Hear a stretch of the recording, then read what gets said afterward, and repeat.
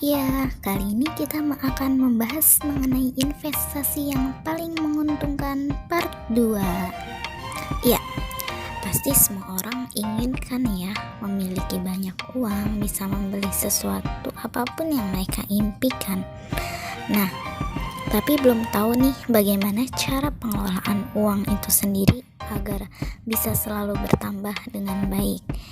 Nah, investasi yang pertama yaitu adalah investasi emas dan juga logam mulia. Iya, emas dan logam mulia, di mana kadar kemurnian emas seringkali disebut dengan karat. Untuk kadar tertingginya yaitu 24 karat. Sementara itu berbeda dengan emas batangan, yaitu emas perhiasan biasanya memiliki kadar 22 karat atau kemurniannya hanya sekitar 91%.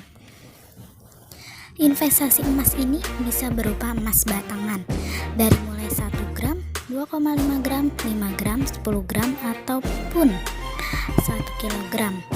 Nah, kita juga bisa investasi emas berupa perhiasan seperti cincin mungkin, anting, ataupun kalung, maupun perhiasan-perhiasan yang mungkin disukai oleh para wanita lainnya. Nah, untuk saat ini emas memiliki harga yang tinggi, yaitu di mana selalu bertambah.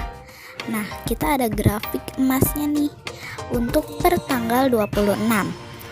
Nah, seperti itu grafiknya ya, yang ada di layar, ada gambarnya seperti itu. Nah, untuk harganya itu sendiri per tanggal 26 Januari, harga 1 gram emas itu mencapai 958.000. Ya.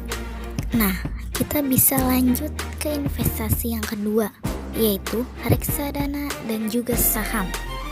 Ya, mungkin sebagian orang akan merasa, oh nggak bisa nih, gimana ya investasinya, nanti takut naik turun, rugi atau gimana. Nah, emang sih untuk saham itu sendiri sifatnya fluktuasi, yaitu dapat berubah-berubah harganya. Nah, kita juga memiliki gambaran kan untuk mengenai saham maupun reksadana.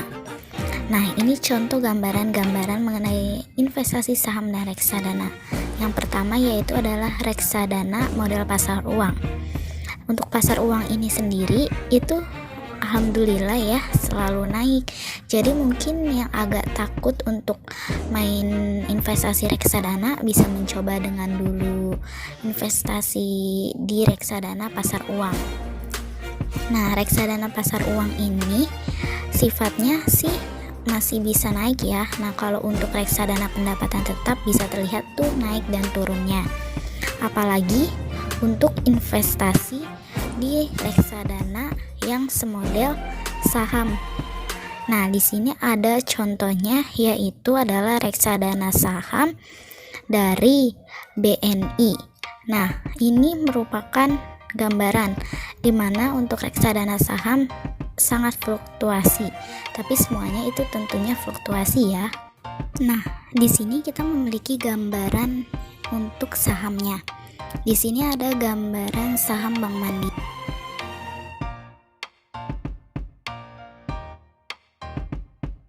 Ya. Nah, selanjutnya yaitu adalah dari Unilever yang saat ini masih agak stabil untuk naik dan turunnya. Nah, untuk Astra International, ya Astra International ini untuk sahamnya masih memiliki penurunan. Ini semua tuh data per tanggal 26 Januari ya.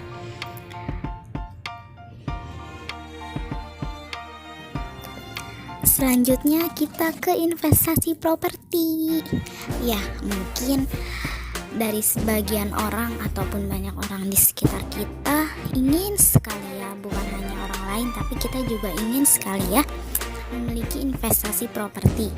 Nah, mungkin belum banyak nih yang bisa untuk memulai investasi properti, tapi jangan takut ya, kita bisa untuk memulainya kok.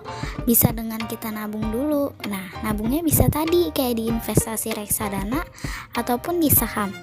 Nah, nanti kita bisa deh untuk memulai investasi properti. Karena investasi properti ini untuk setiap tahunnya itu sangat bertambah maupun bisa selalu bertambah ya. Nah, investasi properti ini kita bisa dengan kontrakan ataupun misalnya kos-kosan, apartemen, maupun seperti tanah aja ya yang belum ada bangunannya. Itu juga bisa karena setiap bangunan ataupun properti itu bisa selalu bertambah.